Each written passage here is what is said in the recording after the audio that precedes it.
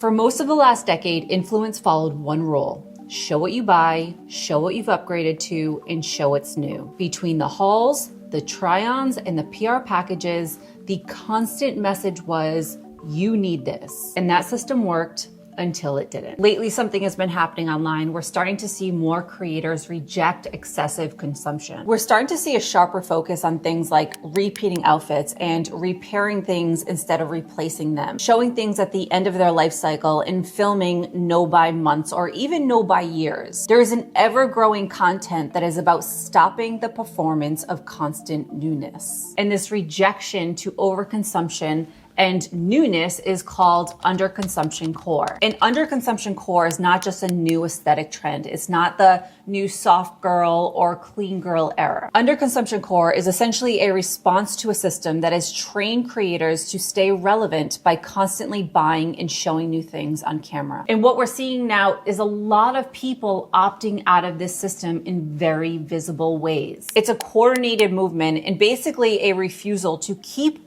turning personal life into content designed to drive consumption. And the important part here is that this behavior is being rewarded. We're seeing hundreds of videos like no buys and declutters and underconsumption that are getting tons of engagement and a lot of trust from their viewership at a time when traditional haul style content is losing attention. And what's happening is that it's not like all of a sudden all of us are all becoming minimalists. It's that collectively as an audience, after a decade or two, we're all of a sudden really tired of constantly being sold to. We're tired of watching other people spend excessively. We're tired of trying to relate to lifestyles that stopped resembling real life a long time ago. So now showing less and buying less and opting out of constant promotion has started to signal credibility in a way that constant consumption no longer does. I think we can clearly see this shift not just in the trend, but also in the backlash. If we take Jaclyn Hill, for example,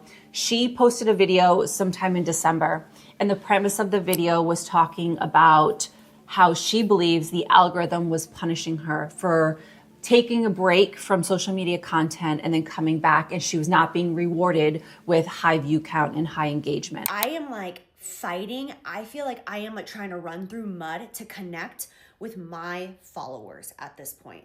I feel like there are so many bots, and I feel like these apps are now controlling who views my videos, and I feel like I get punished and penalized for not showing up and creating all the time. In the sense of, I took off, like I didn't post a TikTok, I think for like a week and a half, 2 weeks, maybe. Like, sorry, shit, life happens. I've been doing this for 14 years. Maybe I'm a little burnt out, God forbid.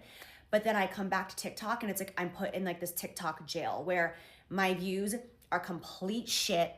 No one is seeing, like, it's one thing if my engagement is shit, meaning like maybe my views are high, but my comments are low and the likes are low. It's like, okay, so my audience wasn't feeling the vibes of this video. That's fine. But I'm talking like when you have 1 million followers, but your videos are only getting 30,000 views, this is just not the way it used to be. Like when I started, it was so organic. Like you subscribed to the people that you liked, you opened up those apps, or you got a notification on your phone saying so-and-so just posted a video, you go, you engage with it. And like, it was that simple. Now it's like, I put videos out there and sometimes I just feel like I'm talking to myself. I'm like, where is my audience? And it's just, I feel like my audience is really on Instagram stories. Like my girls are there for me on Instagram stories. Like I really know who I'm talking to over there, but I miss the days of knowing who I'm posting my content for. And I'm just like, how do like these new creators grow at this point? And I think the response was a little shocking to Jaclyn because the response was not understanding or sympathy. The response was essentially thousands of commenters shouting one clear message. And that message was, we're tired of watching you consume. You're no longer relatable. And this is important because these comments specifically were not about her personality. They weren't even about her as a brand and a business owner. It was about her relatability breaking down and her not noticing it. Because when your content constantly revolves around buying and upgrading and excess, while at the same time, your audience is dealing with higher costs and tighter budgets and burnout, that gap becomes impossible to ignore. The algorithm didn't change, her audience did, and she failed to notice it. And we can see the same shift in the same issue, but in a more emotional way in Michaela Nguera's recent video that she posted. Michaela recently came on camera for, I think, 9 minutes and talking about how she feels lost. She doesn't know who she is anymore. All of the influencers and influencing is just fake, and that all of this consumerism and stuff that she's surrounded by doesn't really matter. I featured one of Michaela's shopping haul videos in one of my videos not too long ago. And in my video, I predicted that within the next 5 years, she would look around at all of this stuff that she was buying and feel lost and realize that none of it really matters and regret all of it. The only thing I was wrong about was the timeline. I said 5 years. It took her about 5 minutes. Editing out here, 2 quick things before I show you Michaela's video. One, I had to cut the video down significantly, so you can watch the full 9 minutes if you want, but just for editing purpose, I did cut out a lot of stuff that I didn't think was as important. Number 2, she swears a lot. Like, by nature, Michaela just swears a ton. And so instead of having to bleep out every single time she swears, which feels like every few words, I'm just gonna leave it in. So if you have kids around or you don't wanna hear cursing, just fast forward probably about 3.5 minutes and you will skip over her video altogether. I want to take a quick minute to thank the sponsor of today's video, Grow Therapy. One thing I've noticed over the last few years is that people don't all of a sudden change because they become disciplined. They change because they start to see and name the pattern that they've been stuck in. A lot of us tend to repeat the same habits. I am definitely guilty of this, where we overspend when we're stressed. We avoid hard conversations. We continuously procrastinate and tell ourselves that we'll fix it later, when really what we actually need is somebody neutral to sit down in front of us and say, hey, this is what I'm noticing. Recently, I was talking to somebody who says she reintroduced therapy into her life about 6 months ago. And she said the change was so dramatic. The change in the relationship with her son, with her daughter-in-law, even with herself, like her internal dialogue. And this is why therapy can make such a difference, because you have somebody who is trained and skilled in helping you see your own behavior and judgment. And Grow Therapy is great because it makes starting and taking that first step so simple. They connect you with thousands of licensed therapists across the US, offering virtual and in-person sessions, including nights and weekends. You can filter by insurance, specialty, identity, and availability, and many people can begin in as little as 2 days. And what's great is that there are no subscriptions or long-term commitments. You just pay per session, and sessions average about $21 with insurance. And some people pay as little as $0 depending on their plan. So whatever challenge you're facing, Grow Therapy can help.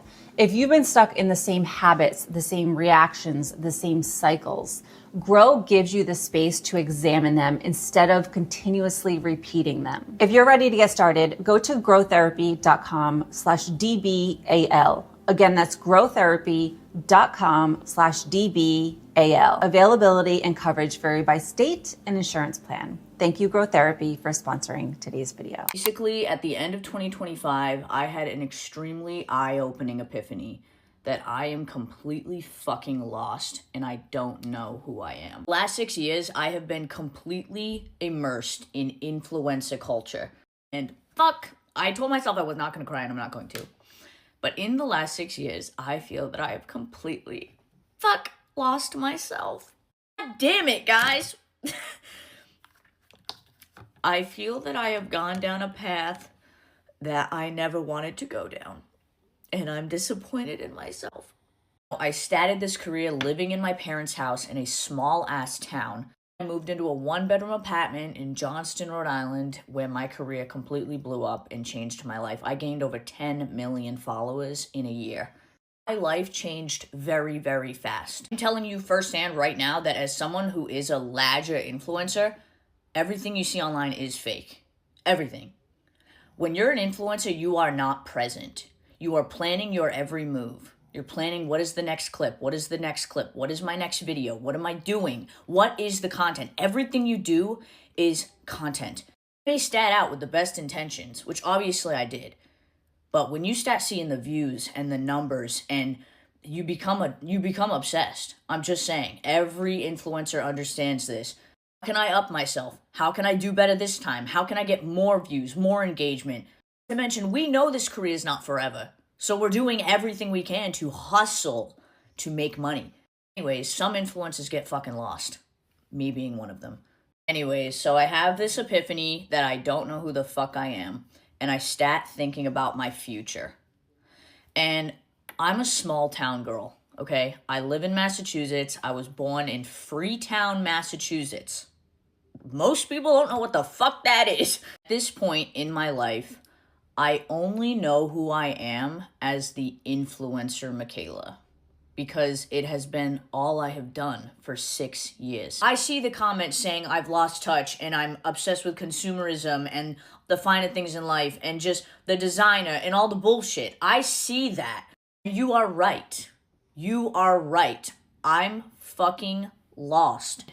They made me realize that none of that shit fucking matters. And that at the end of the day, all you have is your head that lays on the fucking pillow at night, your family, your friends. If all this shit went away, what would you have? What if I just want to be the small town girl? Everyone's trying to get me to go to live in LA and live in New York, and I don't want to do that. I don't want to do that. What I'm learning is life is so fucking short, and I want to be with my family. I want to be present. I want to get off my fucking phone and live my life. I want to wrap my head around what's actually fucking important. And it ain't any of this influencer shit. I can tell you that. Because transparently, I've let myself down. Everything I didn't want to fucking become, I became. I love creating content, but the way I do it, the content I create needs to change.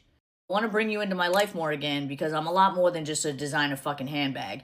Let me reiterate, I know that I dug this fucking hole. Her video really demonstrates what happens to your identity when it is built inside a system that rewards constant performance and constant consumption. Because when your business model is built on selling, your identity becomes tied to everything that converts.